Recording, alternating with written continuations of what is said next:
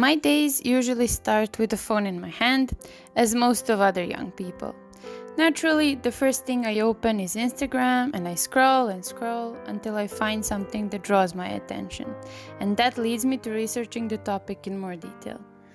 In this case, I remembered the mermaid event happening at the moment and I wanted to draw an underwater scene. One thing I think is important to mention is that I do not draw completely from my head.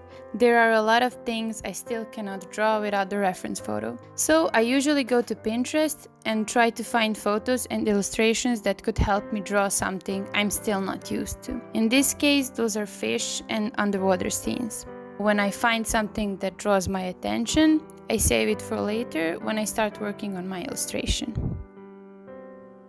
Usually, I am also inspired by everyday life and my surroundings, but these days I want to be responsible to other people and myself, so I search for inspiration on the internet.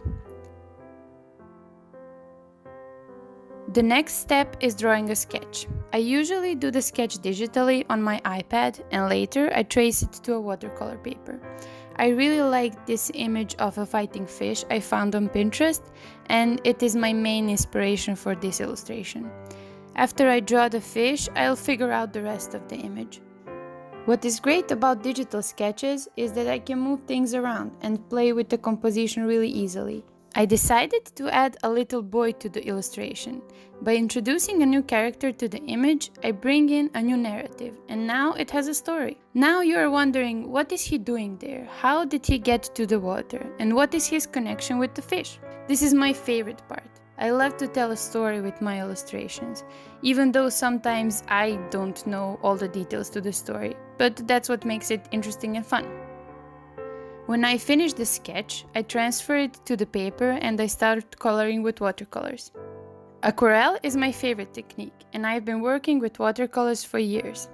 In the beginning, it is a bit hard to master because the colors have a lot of pigment and require the use of more water than other mediums.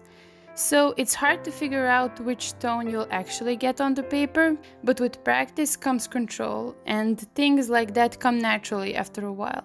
Though I have to say I'm still very much learning. The thing I like most about watercolors are the wonderful gradients and happy accidents that happen on the paper. They give a certain uniqueness to the illustrations. So much so that I am certain that I could never recreate the same illustration twice, because the colors have their unique flow, which I can't and don't want to control. In this case, I want to add more tones to each color. I don't want to use just one color for every object.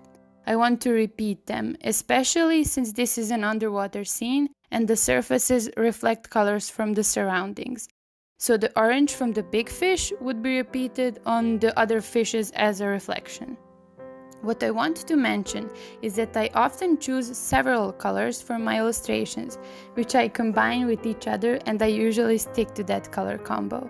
In this case, it is blue, red, and orange, and I don't want to add a lot of other colors because I want the orange to be the accent color and for it to separate the main part of the illustration.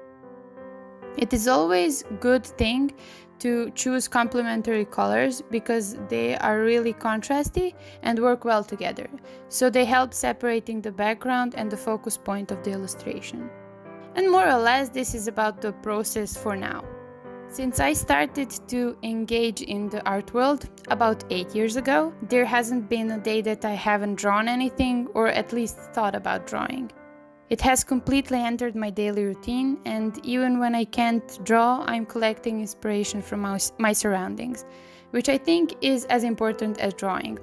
I think that doing this sort of work has led me to look at the world around me with more attention, and that is why I think that creative expression is a necessary part to our lives.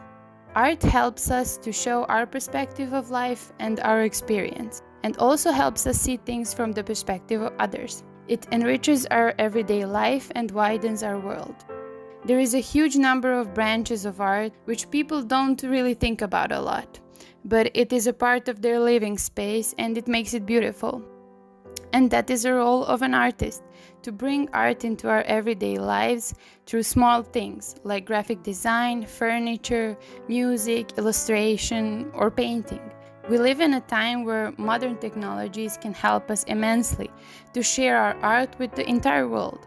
It can reach places we could have never dreamed of before.